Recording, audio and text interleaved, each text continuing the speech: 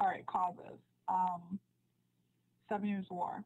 I'm not going to go over this again since we already did in the beginning. It's just you need to talk about the 7 Years War. You can literally repeat exactly what you said as an IG. And then some of the aftermath, which like led to the American Revolution, whatever, is the Treaty of Paris that divided up land because there continued to be tensions over land and war debt. War debt was a huge thing.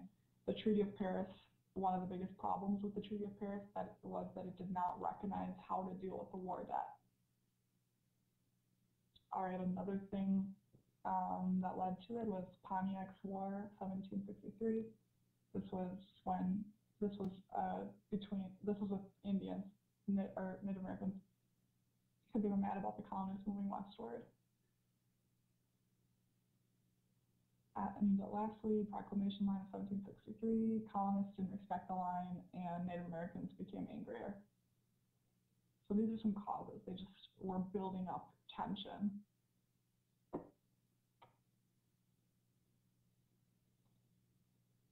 All right, specifically political tensions.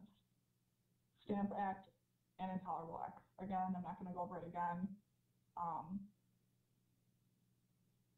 You don't have to say everything you said. Pretending these were IDs, you don't have to say that whole paragraph again. Just mention a couple things about it so that you show that you have an understanding of what it is.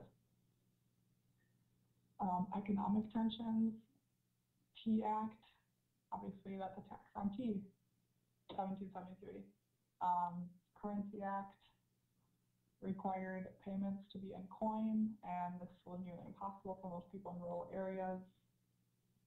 And they also couldn't print their own money. So this is a lot. This was a problem for a lot of people. It's like what was going on with the rent strikes too, because people didn't have coin. A lot of the landlords wanted tenants to pay in coin. Sugar Act, 1764, forced British colonies to trade with English mercantilism, and so then large English corporations were basically controlling all trade. Lastly, Townshend Duties or Townshend Act, 1767, which was taxes on paper, lead, tea, and glass. And then eventually the Townshend Duties were repealed, but the tax on tea stayed.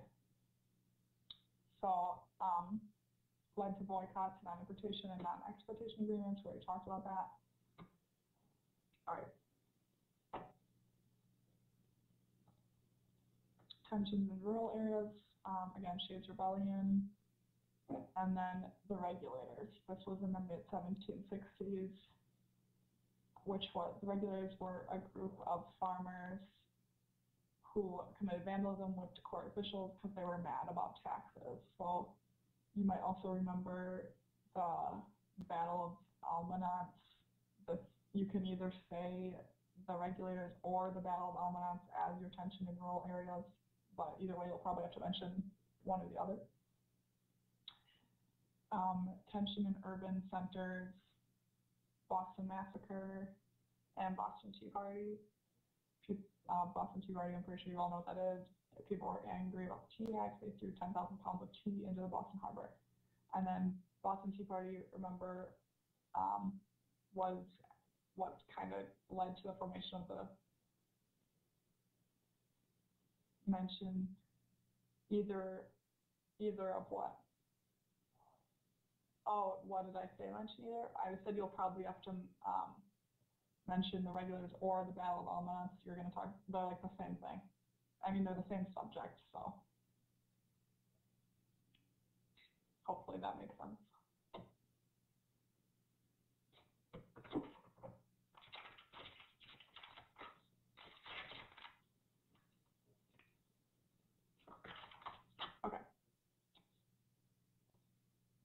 Okay, so this part is really weird. I don't know why it's in the question, but this,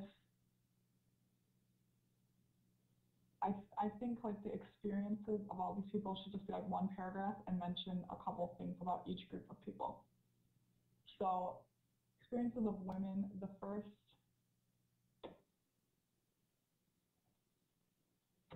the Battle of Almanance that was just anger from all the taxes.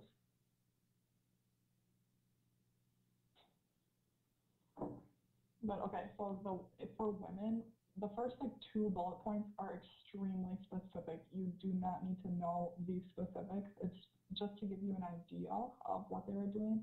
The bottom bullet is kind of what's most important. So this is also where I'm going to be talking about like poor people. Okay, so colonial white women, which was all social classes, they were gardening, working in their husband shops, running errands, raising poultry. Some of them hired servants to help them in the home. Rural white women and poor people, that's one of the things in the question, took care of the home, cooking, cleaning, washing, baking, milking cows, making cider. And one of their biggest hobbies was spinning and weaving. And the whole idea of family and maintaining a family was a huge like trend at this time. So that's kind of what they were doing. I mean, you can mention something like that. Yeah, I can go back to whatever. I'll also be able to send out my PowerPoint. So, okay, so women taking on new roles during the revolution. There were fundraising campaigns for revolutionary movements. They were also not allowed to vote, so they were trying to change that. There was this group of people called the Daughters of Liberty, and they would sew and weave for people in the war. And then Republican motherhood is like a term that came about, which meant mothers had the duty to educate their children on liberty and independence.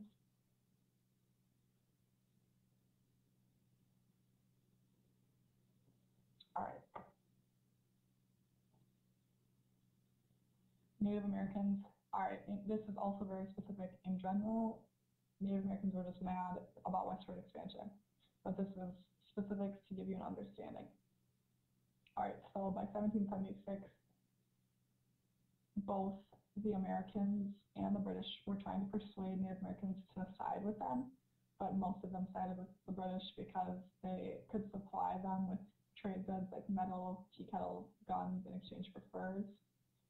And they were resenting American expansion, and they believed the British offered the best protection of land.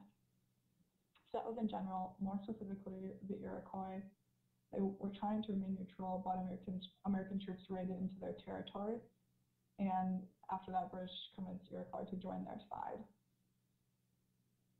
And the Oneida and Tuscarora tribes sided with the Americans, but there was little reward. So British had one off with Native Americans. British attacked these 2 tribes, and then the Oneida and Tuscarora did not get any protection of land or compensation for their losses. So Americans kind of struggled with being friends with Native Americans. All right.